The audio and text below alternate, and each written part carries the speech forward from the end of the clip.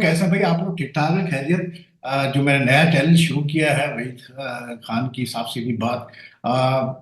ये पहले मैं किसी गेस्ट के साथ शो कर रहा हूँ इस नए चैनल पे, और ये अंडरस्टूड सी बात थी कि जब पहला शो मैं करूंगा तो किसी के साथ, गेस्ट के साथ, तो आप लोगों ने जैसे कहा था कि भाई मारिया भट्टी को जरूर बुलाइएगा। तो आज भट्टी साहब ने हमें टाइम दिया है। भट्टी साहब कैसे हैं? बस खान साहब अल्हम्दुलिल्लाह ठीक ठाक। और सबसे पहले आपको नए चैनल की मुबारकबाद और बहुत सारी बहुत शुक्रिया। विशेष, बहुत सारी दुआएं कि अल्लाह ताला आपको एक बार फिर बहुत बुलंदियों पे लेके जाए। बहुत बहुत शुक्रिया भट्टी साहब। अभी तक सेलिब्रेशन चल रही है अरशद नदीम की? जी हाँ, देखें पाकिस्तान में खान साहब, हम लोग जब जर्नलिज्म में आए ना, तो हमारे उस्ताद कहते थे कि स्पोर्ट्स में आप लोग ह्यूमन अचीवमेंट्स जो हैं उनको डिस्क्राइब करते हैं या रिपोर्ट करते हैं, लेकिन अनफॉर्चुनेटली ह्यूमन अचीवमेंट्स कम कम हम रिपोर्ट करते रहे, कंट्रोवर्सीज ज्यादा रिपोर्ट करते रहे। और फिर वो दावे जो बाबर आजम करते रहे कि जी हम तो वर्ल्ड कप जीत के ले आएंगे, हम इंडिया को बड़े मार्जिन से मार देंगे, वो सारे दावे गलत साबित हो गए। और एक ऐसा बंदा, आज जब मैंने जियो पर तकरीबन 2 घंटे शो किया, तो उसमें यही चीजें डिस्कस हम करते रहे कि जिस इक्विपमेंट से वो ट्रेनिंग कर रहा था वो भी जंग लगे हुए इक्विपमेंट थे, लेकिन उसने पाकिस्तानी कौम को खुशियां दी। आप देखें, कल रात से अब तकरीबन कोई, जब मैं और आप रिकॉर्डिंग कर रहे हैं तो तकरीबन को 18-19 घंटे हो गए, टेलीविजन पर हेडलाइंस हैं, लोग करोड़ों रुपए के उनके लिए इनामात अनाउंस हो रहे। इवन मैंने जो अभी एक ऑडियो सुनी एक टीवी चैनल पर, जिसमें नरेंद्र मोदी साहब जो इंडियन प्राइम मिनिस्टर हैं वो नीरज चोपड़ा से बात करते हुए वो भी अरशद नदीम का जिक्र कर रहे हैं। तो हम्म। दोनों जो एथलीट्स हैं उनकी माएं, वो एक दूसरे के लिए बेस्ट विशेस। तो मेरा ख्याल देखें, अरशद नदीम की विक्ट्री अपनी जगह, पाकिस्तान को बहुत बड़ा उसने ऑनर दिलवाया, लेकिन ये जो वहीद खान जीत है ना, हम्म। ये मेरे ख्याल में हमारे पॉलिटिशियंस के लिए भी एक सबक है कि भाई स्पोर्ट्स जो है ना, वो उसकी कोई हुदूद नहीं है, वो स्पोर्ट्स जोड़ने के लिए, मोहब्बतें बांटने के लिए। तो मेरे ख्याल में अरशद नदीम और नीरज चोपड़ा की जो स्टोरी हम सुन रहे हैं कल से अब तक, और पास में भी अरशद नदीम ने कुछ अपने इंटरव्यूज में नीरज चोपड़ा का जिक्र किया।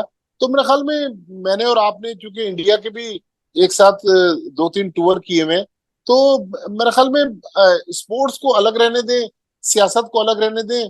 जिस तरह ये एथलीट्स आपस में एक दूसरे के लिए नेक ख्वाहिशात का इजहार कर रहे हैं, विशेष एक दूसरे को दे रहे हैं, तो मेरे ख्याल में अब क्रिकेट भी रिवाइव होनी चाहिए। इंडियन टीम को चैंपियंस ट्रॉफी के लिए आना चाहिए, पाकिस्तान को किसी बायलैटरल सीरीज के लिए जाना चाहिए।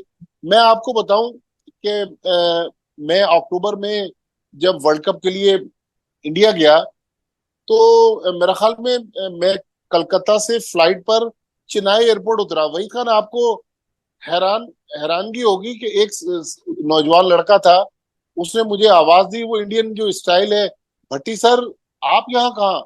तो मैंने कहा यार मैं यहाँ पर पाकिस्तान अफगानिस्तान का मैच है उसकी कवरेज के लिए आया हूँ। तो उन्होंने आपका भी जिक्र किया, उन्होंने कहा यार मैं तो आप दोनों को बहुत अरसे से फॉलो करता हूँ। और मतलब जितनी मोहब्बत से वो लोग बात कर सकते थे। फिर कल रात से अब तक एक और चीज जो जिक्र करना जिसका बहुत जरूरी है, कि हमारे जो इंडियन दोस्त है ना, वो भी बिल्कुल। हमें मुबारकबादें दे रहे हैं कि बिल्कुल। यार आपके मुल्क में इतनी बड़ी एक एथलीट ने अचीवमेंट की। तो मेरे ख्याल में स्पोर्ट्स की कोई बाउंड्रीज नहीं है, स्पोर्ट्स को चलने दें, सियासत अलग होती रहे, क्योंकि दोनों पड़ोसी मुल्क हैं, दोनों की जो आपस की दोस्ती है, दोनों की क्रिकेट की रिवाइवल है या हॉकी या एथलेटिक्स, मैं तो कहता हूँ कोई ऐसा मुकाबला होना चाहिए जो लाइक ईडन गार्डन्स कलकत्ता में हो या और किसी बड़े स्टेडियम में, जिसमें नीरज चोपड़ा और अरशद नदीम दोनों एक्शन में हो। उसका एक इवेंट इंडिया में हो और एक पाकिस्तान में हो, ताकि हमारे अपने लोग भी तो देखें कि हमारे पास किस किस्म का टैलेंट है। ये सही कर नहीं, मेरे पास भी बुटीका यही मैं देख रहा था कि इसका एक जो पॉजिटिव स्पिन है वो यही है कि ये क्योंकि क्रिकेट में अमूमन यही देखते हैं कि मतलब जो क्रिकेट के मैचेस होते हैं इंडिया पाकिस्तान के, तो उस हवाले से सोशल मीडिया वगैरह पे हमारे साबिक प्लेयर वगैरह भी, कुछ मीडिया भी बहुत नेगेटिविटी फैलती है, एक दूसरे की टांग खींच रहे होते हैं। लेकिन ये पहला मैंने स्पोर्टिंग इवेंट देखा है जिसमें एक हमारे एथलीट ने अचीवमेंट की, अरशद नदीम ने, और उतना ही उसको सराहा जा रहा है इंडिया में जितना कि यहाँ पर सराहा जा रहा है। मैं देख रहा हूँ कि क्रिकेटर्स भी जैसे रवि शास्त्री वगैरह, युवराज वगैरह ने भी मैसेजेस दिए हैं, अप्रिशिएट किया है। चंद एक हैं जो अभी भी मतलब मिसचिफ करते हैं, लेकिन ओवरऑल एक बड़ा पॉजिटिविटी आई है। मैं मतलब अरशद की वालदा का भी सुन रहा था, उनकी नीरज की वालदा का भी सुन रहा था। इससे ज्यादा क्या मतलब आप कह सकते हैं कि मतलब इनकी वालदेन जो है वो इतना खुल के कह रहे हैं कि यार ये हमारा बेटा ही है। मतलब और खेल जैसे अरशद की वालदा ने बड़ी अच्छी बात की, उन्होंने कहा भाई हार जीत तो होती रहती है खेल में, लेकिन हमारी हमेशा दुआ है मतलब नीरज के साथ भी, जो भी हमारा मतलब अरशद के दोस्त है, भाई जैसा है। तो I think you very right कि हाँ बिल्कुल इस पे सोच, आई थिंक ये शायद ये जो हुआ है इवेंट, इसके बाद सोचने पर मजबूर हो वो लोग जो पावर में है कि भाई किस तरह से इंडिया पाकिस्तान का रेशियो देखा जाए। लेकिन हमारे पास टैलेंट की कोई कमी नहीं है। मैं आपको बताऊं, मैं जब 2000 में एशिया कप कवर करने बांग्लादेश गया, तो ढाका शहर के बाहर बीकेएसपी के नाम से एक बहुत बड़ी स्पोर्ट्स एकेडमी थी, जो कई 100 एकड़ पर वो एकेडमी थी, जिसमें ऑस्ट्रो टर्फ भी बिछी हुई थी, उसमें ग्रासी हॉकी ग्राउंड भी था, एथलेटिक्स की भी मुख्तलिफ चीजें थी, इंडोर भी था। मैं ये आज 24-25 साल उस वाक़े को हो गए, मैं सोचता था यार हमारे मुल्क में आज तक किसी ने ये सोचा नहीं, और 25 साल बाद भी हमारे मुल्क में कोई इस तरह की एकेडमी नहीं है जिसमें हमारे लड़के तरबियत हासिल करें। आप देखें कि इस्लामाबाद में इतना बड़ा स्पोर्ट्स कॉम्प्लेक्स चाइना ने 70s में बना के दिया। आज आप उस स्पोर्ट्स कॉम्प्लेक्स को देख लें, उसकी वो हालत नहीं है। इवन इंडिया में हम देखते हैं, मैं 2016 में जब T20 वर्ल्ड मोहाली कप। से दिल्ली जा रहा था, जी हाँ, मोहाली से दिल्ली बाय रोड जा रहा था, तो हरियाणा की एक स्पोर्ट्स एकेडमी मुझे हाईवे पे नजर आई। तो इंडिया में सुना कि 2-3 शहरों में इस तरह की एकेडमीज हैं। तो हमारे यहाँ हम हमारी मेमोरी बहुत शॉर्ट है। हम आज हाँ अरशद ठीक नदीम है। को सेलिब्रेट कर रहे हैं, लेकिन कल हम भूल जाएंगे कि भाई। लेकिन भट्टी साहब एक नरोवाल में तो बनाया था बहुत बड़ा स्पोर्ट्स कॉम्प्लेक्स हमारे वहाँ, उसका क्या बना वही कुछ? खान, इस तरह तो आप देखें कराची में भी बहुत सारे हमें, आपको याद होगा केपीटी ने बेनजीर स्पोर्ट्स कॉम्प्लेक्स बनाया हाँ था। हाँ। मारीपुर में एक फुटबॉल जी स्टेडियम फुटबॉल बना था। बहुत बड़ा लेकिन वो उनकी हालत तो आप जाके देखें, हाँ मेंटेनेंस नहीं, मतलब मेंटेनेंस नहीं। मेंटेनेंस नहीं है, इम्प्रूवमेंट नहीं है। और प्लेयर्स, यूथ जो है, अब मिसाल के तौर पे लियारी का फुटबॉलर अगर जाकर उस स्टेडियम में फ्लड लाइट्स लगी हुई है, अगर प्रैक्टिस करना चाहे, तो मेरा नहीं ख्याल उसको वहां इजाजत होगी। केएमसी फुटबॉल स्टेडियम, वो भी लियारी में, उसकी हालत भी खराब है। तो हम इंफ्रास्ट्रक्चर खड़ा जरूर कर देते हैं, लेकिन उसकी मेंटेनेंस नहीं है। इन प्लेयर्स को, अरशद नदीम, अब देखे ना, मियां चुन्नू खुद एक छोटा सा शहर, मियां चुन्नू के भी एक गांव से उसका ताल्लुक है। और मैं अगेन वो जो थोड़ी देर पहले बात कर रहा था, कि कुछ महीने पहले तक तो अरशद नदीम के पास जेवलिन भी नहीं थी। बल्कि अरशद नदीम कुछ दिन पहले पेरिस गए थे किसी इवेंट में पार्टिसिपेट करने के हाँ लिए। डायमंड टीम में गया था। तो तो उस उसने वो रिक्वेस्ट की कि मुझे 15 दिन वहीं रहने दिया जाए, ताकि मैं ट्रेनिंग करूं। लेकिन हमारे जो पाकिस्तान स्पोर्ट्स बोर्ड और पाकिस्तान एथलेटिक्स फेडरेशन के लोग थे, उन्होंने कहा नहीं, हमारे पास इतने फंड्स नहीं है। तो अरशद नदीम पाकिस्तान आए, उन्होंने यहाँ 40-44 टेम्परेचर में अपनी ट्रेनिंग जारी रखी।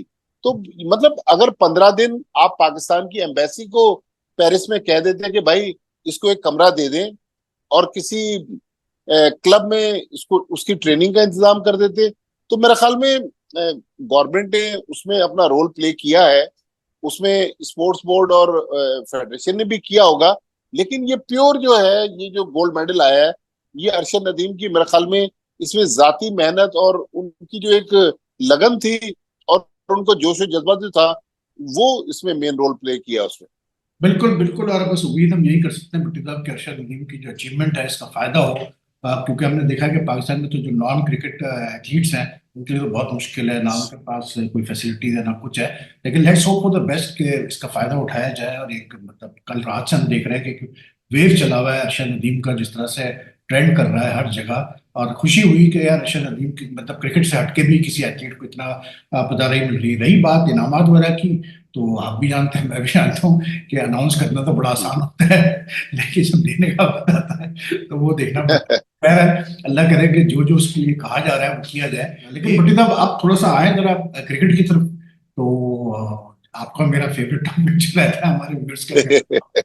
तो क्रिकेट में भी कुछ बहुत कुछ हो रहा है। बांग्लादेश की मतलब हम तैयारी कर रहे हैं, बांग्लादेश क्रिकेट टीम आ रही है, ए टीम भी आ रही है, टेस्ट टीम भी आ रही है। तो क्रिकेट के हालात पे काफी दिनों से आपसे बातचीत नहीं हुई, तो आपका क्या तजिया, क्या चल रहा है क्रिकेट में?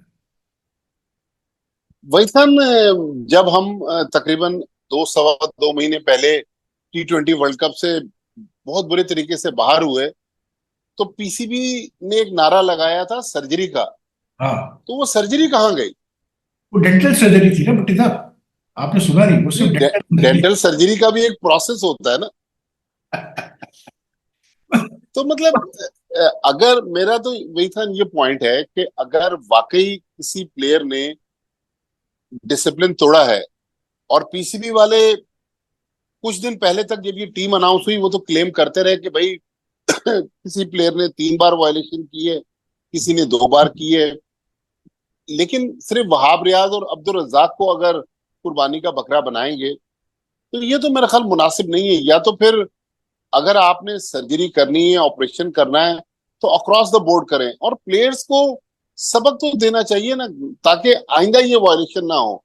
अगर आज हम प्लेयर्स को फ्री हैंड दे देंगे, तो कल वो इससे ज्यादा खतरनाक साबित होंगे। आपको पता है कि माजी में हमारे पास कितने बड़े बड़े प्लेयर थे, वो बाहर उनकी लड़ाइयां थी, एक दूसरे के गिरबान पकड़ लेते थे, लेकिन जब वो ग्राउंड में उतरते उतरते थे, मैं वसीम अकरम और वकार यूनुस, आपको पता है कि जब ये बिल्कुल। ग्राउंड में मतलब जाते थे, बातचीत फिर नहीं वो होती थी आपस में, कि बातचीत नहीं। बातचीत नहीं होती, लेकिन पाकिस्तान के लिए वो खेलते थे। तो अगर कंट्रोल कर ले पीसीबी इस सारी सिचुएशन को किसी तगड़ी मैनेजमेंट के साथ, तो ठीक है। अदरवाइज फिर देखिए, बहुत ज्यादा बयानबाजी भी अच्छी नहीं होती। तो फिर आपको ये सर्जरी की बात नहीं करनी चाहिए थी। लिहाजा अब जो होना था हो गया। अब टीम भी अनाउंस हो गई। जो लड़के टेस्ट मैच खेलते हैं, जो T20 वर्ल्ड कप में भी शामिल थे, वो तो टीम में मौजूद है। लिहाजा अब फिर एक नई बिगनिंग करनी चाहिए। लेकिन फिर जो रिपोर्ट हुआ गैरी कर्स्टन का बयान, जब पाकिस्तान टीम आयरलैंड के खिलाफ आखिरी मैच खेल कर आई, पीसीबी ने आज तक उस बयान को डिनाई नहीं किया। और मैंने भी अपनी सोर्सेज से ये जानने की कोशिश की, उन्होंने कहा बिल्कुल इसी तरह का गैरी कर्स्टन ने बयान दिया है। तो अच्छा। अगर हेड कोच प्लेयर्स की जो एक टीम के लिए एफर्ट्स है उस पर शुकूक जाहिर कर रहा है और क्वेश्चन रेज कर रहा है, तो इसका मतलब है कहीं ना कहीं तो गड़बड़ थी। या एटलीस्ट आप मैनेजर और कोचेस की रिपोर्ट्स पूरी पब्लिक ना करें, हाँ, उनकी जो इंपॉर्टेंट पॉइंट्स हैं वो तो पब्लिक को बताएं कि नहीं जी, सब ठीक था, मीडिया में जो आ रहा है ये गलत है। हाँ। लेकिन इस तरह तो देखें, प्लेयर्स का मीडिया ट्रायल मैं होना भी तो मुझे वही था। मैंने जो सुना, सब सुना ये है कि कुछ प्लेयर्स को जो है मतलब बिहाइंड द सीन्स, बंद दरवाजों के पीछे, उनको मतलब कुछ कहा तो गया है, उनको टाइप तो किया गया है। लेकिन आपकी बात बिल्कुल ठीक है कि ये पीसीबी की जिम्मेदारी बनती है कि पहले तो वो ये बताएं आगे बढ़ने से पहले कि भाई इन मतलब रिपोर्ट्स में सदाकत है कि नहीं है, कि कुछ प्लेयर्स ने मिसबिहेव किया। और अगर उन्होंने मिसबिहेव किया है तो फिर उसका फिर अदालत को मतलब कैसे बोलते हैं, they should face the consequences. तो ये जिस तरह से ये तो बटीला, आपको पता है हमारे पास क्रिकेट में तो बड़ा आसान होता है ना बयान देना, और उसके कुछ अरसे बाद जो है फिर कारपेट के नीचे सारी चीजें डालना। ये कोई पहली दफा तो हो नहीं रहा है। तो वही ना, फिर आपको इस तरह के बयान देने नहीं चाहिए थे ना। हाँ, कमरे के अंदर तो देखें, पास्ट में भी होता रहा है कि पीसीबी डांट डपट करके कई बार उनको कहता था चलें ये आपको हमने आखिरी मौका दे दिया, आप आइंदा ना कीजिएगा। हाँ, लेकिन फिर ये बयान देकर 2 महीने प्लेयर्स का मीडिया ट्रायल होता रहा। अब प्लेयर्स जिस एक टेंस वाली सिचुएशन से गुजरे, वो तो फिर प्लेयर्स के ऊपर भी बुरा असर पड़ रहा है ना। इंटरनेशनल आजकल आपको पता है कि सोशल मीडिया का दौर है, और एक लम्हे में चाहे किसी उर्दू वेबसाइट पे कोई स्टोरी आ जाए या उर्दू न्यूज चैनल पे आ जाए, अंग्रेजी तो बहुत बड़ी बात है, वो फॉरेन इंटरनेशनल मीडिया की जीनत बन जाती है।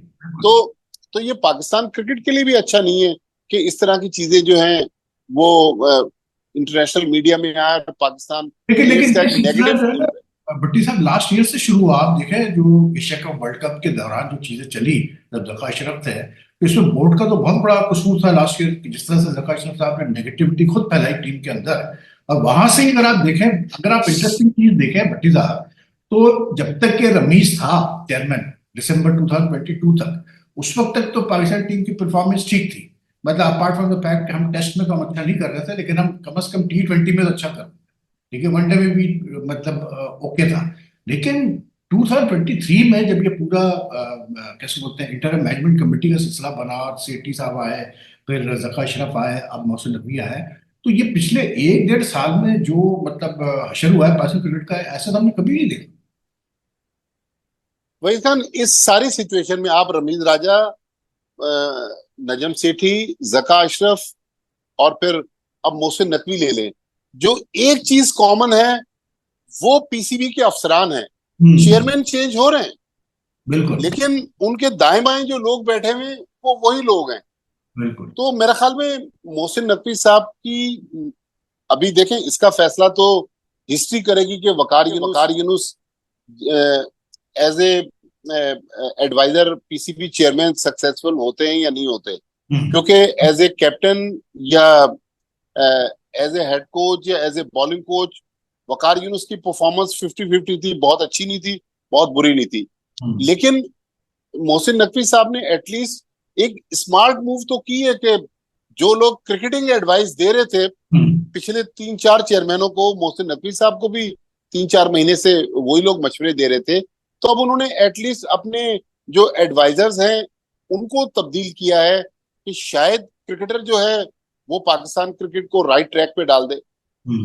नहीं नहीं, अच्छा डिसीजन है ये, मैं भी अग्री करता हूँ इस चीज से। बस अब एक चीज की जो फिक्र है वो ये है कि ये जो मतलब चैंपियंस कप के जो सिलसिले स्टार्ट हो रहे हैं डोमेस्टिक में, तो इन्होंने जो कहा है कि 5 हम स्टॉलवर्ड्स को अपॉइंट करेंगे, और वो करता धरता होंगे हर टीम के। तो बस इसमें मुझे वो है कि सही अपॉइंटमेंट्स हो, कोई फेवरेटिज्म ना हो।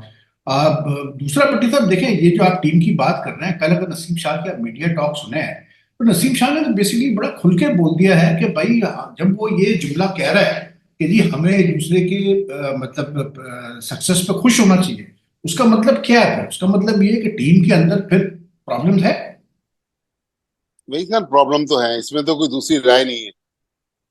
मैं आपको बताऊं, अभी आयरलैंड, इंग्लैंड और अमेरिका का जो टूर था, 2-3 सीनियर प्लेयर्स की तो आपस में टॉकिंग टर्म्स ही नहीं थे।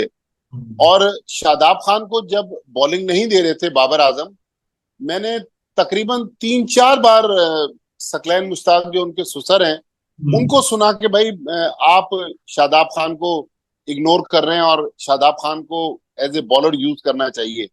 तो देखें, with all due respect, Babar Azam भी हमारे स्टार हैं, लेकिन बाबर आजम को भी अब बहुत सारी चीजों को इग्नोर करके आगे बढ़ना चाहिए और गलतियों से सबक सीखना चाहिए। बाबर आजम को बार बार अगर हम इतना टाइम देंगे कि भाई आप स्याह करें सफेद करें, मुझे एक सवाल का जवाब बाबर आजम दे दें। चलें, अबरार अहमद बहुत बुरे स्पिनर हैं, उनको गलत टीम में डाला। जो 50 ओवर का वनडे वर्ल्ड कप हुआ इंडिया में, अबरार अहमद वाहिद प्लेयर थे बगैर मैच खेले आ गए। हम्म। यहाँ जो पाकिस्तान की टीम अभी बाहर हुई, सब लोग कहते रहे कि भाई अबरार अहमद को लास्ट मैच आयरलैंड के खिलाफ तो खिला दें। हम्म। आयरलैंड के खिलाफ खिलाने से पता तो चलता कि अबरार अहमद कितने पानी में है, लेकिन 14 लड़के खेल गए, अबरार अहमद नहीं खेले। तो बाबर आजम को अगर कप्तानी देनी है फ्यूचर में, मुझे नहीं लग रहा कि ये, मेरी बात वहीद खान आप याद रखिएगा, सऊद शकील को अब वनडे की कप्तानी के लिए तैयार किया जा रहा है।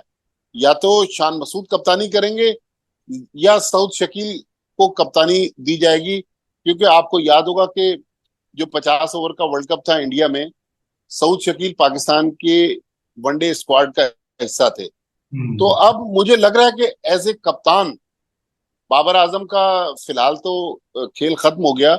और ठीक है, अगर Babar Azam as a batsman Pakistan को सर्व करके दे रहे हैं, तो हमारे पास Brian Lara, Sachin Tendulkar, recently Virat Kohli की मिसाल है दुनिया में कि वो अपनी टीम को जितवा रहे हैं, वो किसी भी कैपेसिटी में जितवा रहे हैं।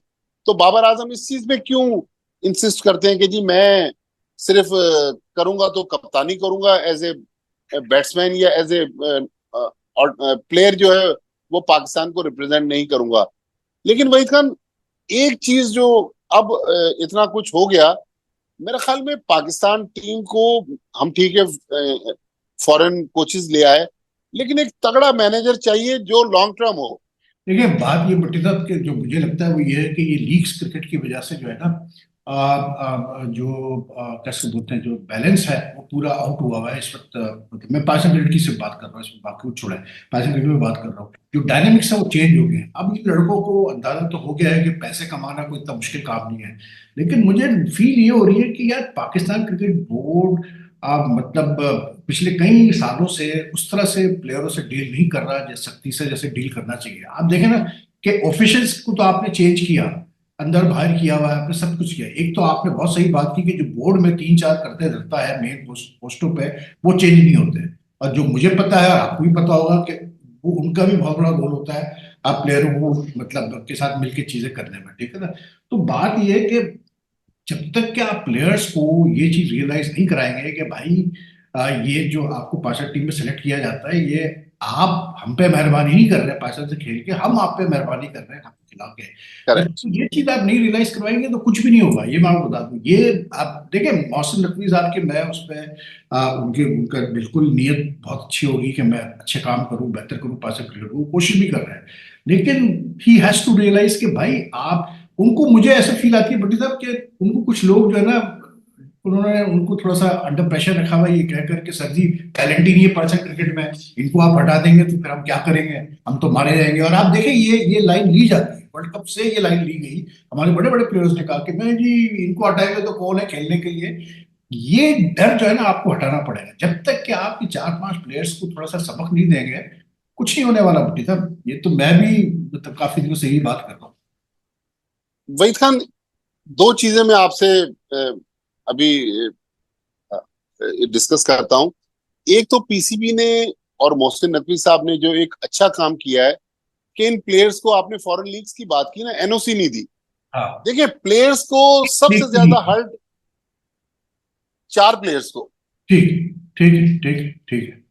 प्लेयर उस वक्त हर्ट होता है जब फाइनेंशियली उसको उस पर जरूरत पड़ती है। हाँ, बिल्कुल। तो उनको उसमें बाबर भी थे, रिजवान भी थे, शाहीन भी थे, नसीम शाह भी थे।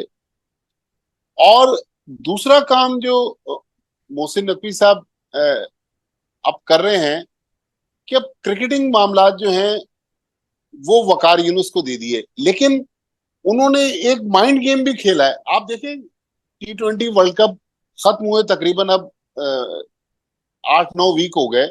हम्म। बाबर आजम लाहौर में रहते हैं, पीसीबी चेयरमैन उनसे नहीं मिले। तो ये बाबर आजम के दिल में भी होगा, यार मैं लाहौर में रहता हूँ और चेयरमैन मुझसे मिल नहीं रहे। चेयरमैन ने आज तक बुला के पूछा नहीं कि बाबर, पाकिस्तान की टीम जो T20 वर्ल्ड कप में हारी तो क्यों हारी। तो हम्म। मेरे ख्याल में ये एक अच्छा साइन है, क्योंकि प्लेयर्स के साथ बहुत ज्यादा फ्रेंडली होना, उनके गले में हाथ डालना, हाँ। पैसा प्लेयर्स की वजह से आ रहा है, लेकिन प्लेयर्स को एक डिस्टेंस और डिसिप्लिन रखना बहुत जरूरी है। अब देखें, मोहसिन नकवी साहब इस लिहाज से तो बरी जिम्मा हो गए कि भाई क्रिकेट जो है वो वकार यूनुस चलाएंगे। तो अगर वकार यूनुस भी पाकिस्तान क्रिकेट को खड़ा नहीं कर पाते, खुदा ना खास्ता, तो फिर तो मेरा ख्याल में इतना बड़ा प्लेयर अगर पाकिस्तान क्रिकेट को खड़ा नहीं कर पा रहा, तो फिर मैं और आप या कोई दूसरा बंदा उसका तो जिम्मेदार नहीं हो सकता। तो ठीक है, वकार यूनुस को चाहिए कि माजी में जो उनसे गलतियां हुई अ, उनको भूल जाएं, अब वो नई बिगनिंग करें, नए एक एरा को शुरू करें। और दोस्तियां यारियां जो प्लेयर्स के साथ हैं या नाराजगियां हैं उसको भी छोड़ें। अगर कुछ दिन पहले तक ये बात हो रही थी कि शाहिद आफरीदी और वकार यूनुस के दरमियान, 2013 में आपको याद होगा, शाहिद आफरीदी ने जब ये हेड हम्म। कोच थे वेस्ट इंडीज में रिटायरमेंट अनाउंस कर दी थी। हम्म। तो अगर आज शाहीन आफरीदी को समझाकर पीसीबी कहता है कि भाई आपको पाकिस्तान के लिए मैच विनिंग परफॉर्मेंस देनी है, आपका वर्कलोड भी मैनेज होना है, तो मेरे ख्याल में ये एक अच्छी बिगनिंग है। लेकिन वो नसीम शाह की जो आप बात कर रहे थे, नसीम शाह ने मासूमियत में ये भी कह दिया कि भाई हमें तो आज तक किसी ने नहीं बताया कि वर्कलोड किस तरह मैनेज होगा। नहीं नहीं भट्टी साहब देखें, मैं आपको बात बताऊं, एक छोटी सी मिसाल। अभी इंडियन क्रिकेट टीम में जब राहुल द्रविड़ था कोच, तो उसको श्री सैयर को और ईशन किशन को साइडलाइन कर दिया गया, खास करके ईशन किशन को आज तक साइडलाइन है, ठीक है ना। अभी तक ये बात तो कभी सामने नहीं आई कि किस लिए किया गया या क्या था, या कौन सी गलती हुई, जो भी हुई। लेकिन ईशन किशन अभी तक नहीं, अब वो डोमेस्टिक खेलेगा, और बीसीसीआई ने एक ही बात बोली कि भाई डोमेस्टिक खेलेंगे तो आ जाएंगे, चीजें तो खैर आ गया वापस टीम में। लेकिन देखिए, मैं सिर्फ वो बात कर रहा हूँ कि या तो यार आप प्लेयर हो इस कैलिबर के कि आप कोई क्या कहते हैं अपना, कोई वसीम अकरम हो, या आप कोई जावेद मियांदाद हो, या आप कोई शोएब अख्तर हो, या फिर आप कोई विराट कोहली हो। आप तो चलो ठीक है, समझ में आती है बात मुझे, ठीक है ना। लेकिन आई मीन आप अगर शादाब खान और मोहम्मद रिजवान और शहनशाह अफरीदी वगैरह, इवन बाबर ने ऐसा कुछ मतलब ऐसा कुछ अचीव किया नहीं अभी तक कलेक्टिवली फॉर द टीम, कि आप कहेंगे हाँ ये हमारा बड़ा लेजेंड है, ग्रेट है। तो फिर तो बात नहीं बनेगी ना, फिर तो आप कैसे इन प्लेयरों से के हाथों आप जो है वो वहीद खान, अभी जो बांग्लादेश की टीम अनाउंस हुई है, हम्म, इसमें इमामुल हक ड्रॉप हुए हैं। हाँ इमामुल हक की दो वजूहत हैं। एक तो उसकी परफॉर्मेंस नहीं थी, लोग कहते थे कि बाबर आजम के बचपन के दोस्त हैं, हाँ, वो चीज भी हो गई कि भाई बाबर आजम के दोस्त को भी ड्रॉप कर दिया गया। फिर एक और इल्जाम जो इमामुल हक पे लगता था कि बहुत सारी कहानियां जो मीडिया में आती थी ड्रेसिंग रूम की, उसके पीछे भी इमामुल हक थे। अच्छा, सबसे बढ़कर हुरैरा, जो पिछले साल फर्स्ट क्लास क्रिकेट में ट्रिपल सेंचुरी बनाई, अभी शाहीन्स की तरफ से डार्विन में ऑस्ट्रेलिया में उन्होंने डबल सेंचुरी बनाई।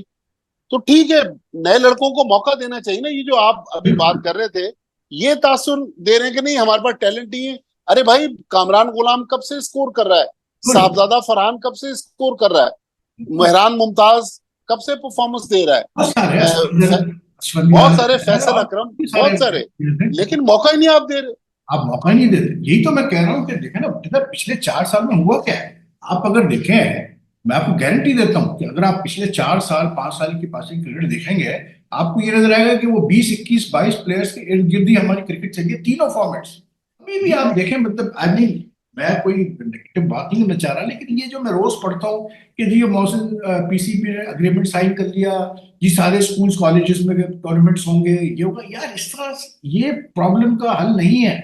नहीं, ये लोग ये नहीं समझते। अच्छा, एक तो हर बात पे ग्रास रूट लेवल सही करो, ग्रास रूट सही करो। अबे भाई, तुम्हारा ग्रास रूट लेवल पे मसला थोड़ी है, आपका मसला तो आपके नेशनल टीम में आ रहा है, और किस लिए आ रहा है वो सबको पता है। आप उसको तो पहले एड्रेस करें। डोमेस्टिक को तो इन्होंने पता नहीं क्या मजाक बनाया।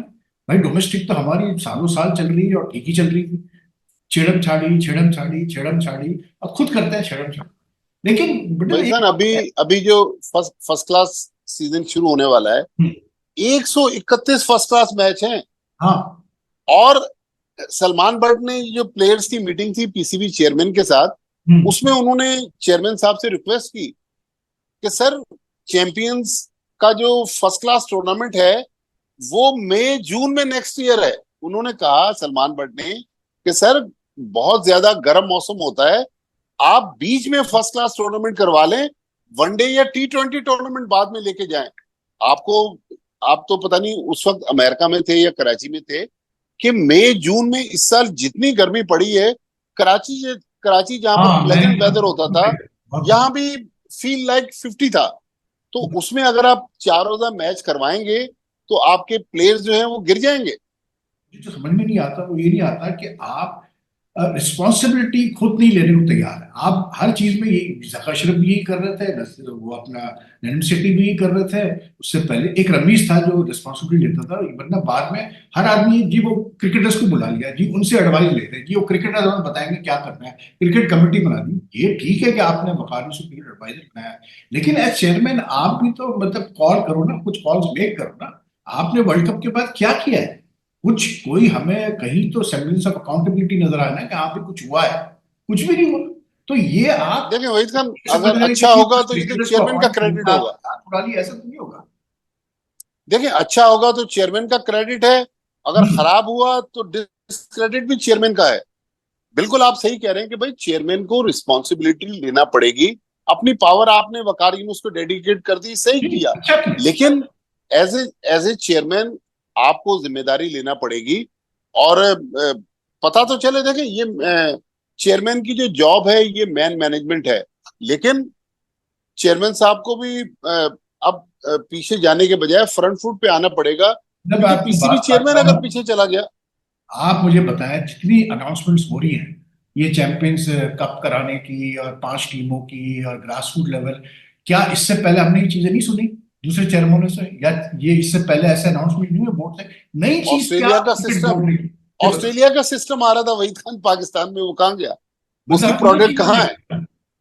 तो बात वही है कि चेयरमैन को भी तो रिस्पॉन्सिबिलिटी, मतलब हम कोई नई चीज देखें, चेयरमैन भी अगर इतना सीजन एडमिनिस्ट्रेटर है तो भाई कोई नई चीज दिखाओ ना हमें, मतलब शो अस समथिंग कि आपके पास भी कोई विजन है कि हाँ यार मैं ऐसे चेंज करूंगा क्रिकेट। आप तो वही सारी चीजें कर रहे हैं जो मतलब पहले जो बोर्ड में लोग बैठे हैं वो करते आ रहे हैं, वही ग्रास रूट लेवल पे इंटर स्कूल कराओ, इंटर पैसे ही आपने खर्च करना है ना, और करना क्या, पैसे ही आप जाया कर रहे हैं। लेकिन बहरहाल मुफ्ती साहब, अब सॉरी टाइम मेरा खत्म हो रहा है क्योंकि वो उसको वो लगा हुआ है, लेकिन बड़ा मजा आया भाई आपसे बात करके, और आई एम श्योर कि हमारे व्यूअर्स भी बहुत एंजॉय करेंगे। Always always always player Waheed Khan, आपके साथ बात करके हमेशा मजा आता है। लेकिन लेकिन एक बात जरूर है भट्टी साहब, अभी थोड़ा सा है, अभी 3 मिनट है, तो एक चीज मैं जरूर आपसे ये पूछूंगा कि अब ये जो हमारा बड़ा हैवी सीजन चल रहा है, तो बहुत इसमें मतलब बड़े बड़ी टीमों से भी हमारे मैचेस हैं, क्या आप देख रहे हैं कि बाबर आजम को रिटेन किया जाएगा व्हाइट बॉल कप्तान? मेरा नहीं ख्याल। मैं आपको बता रहा हूँ, मुझे जो इत्तलात मिल रही हैं, और देखें अभी तक ये चीज डिस्कस नहीं हुई। ये आपका जो प्लेयर गड़बड़ कर रहे थे, मेरे ख्याल में क्रिकेट बोर्ड उनको मैसेजेस तो दे रहा है कि भाई देखें, आप ये ना समझे कि हमें कुछ नहीं पता। अगर प्लेयर सुधर गए, लेकिन मेरा ख्याल है आप बाबर आजम को खुद ही आके कह देना चाहिए कि साहब मैं क्रिकेट खेलना चाहता हूँ, मैं कप्तानी नहीं करना चाहता। आप जाते जाते, पाकिस्तान क्रिकेट बोर्ड इतनी रिच ऑर्गेनाइजेशन है, इतना पैसा है, अगर अरशद नदीम को सेंट्रल कॉन्ट्रैक्ट की एक कैटेगरी में 1 साल के लिए क्रिकेट बोर्ड रख दे। हाँ हाँ, क्या बात की आपने, जबरदस्त, जबरदस्त, बहुत अच्छी बात की है, ऐसा अगर कर ले तो क्या बात है, बहुत अच्छी बात आपने की। भाई एक स्पोर्ट्समैन है, और आपको पता है कि माजी में हॉकी फेडरेशन को भी क्रिकेट बोर्ड पैसे देता रहा है। तो एक स्पोर्ट्समैन को अगर पैसा एक मिल दफा जाए। किया था मुफ्ती साहब, वो भी वापस मांग लिया था कि वापस करो पैसे हमारे, वो बेचारे आज तक रुक गए। एनीवे मुफ्ती साहब, थैंक यू सो मच, तो थैंक इंशाल्लाह यू खान बात साहब। करते हैं, अपना ख्याल रखिएगा, अल्लाह हाफिज।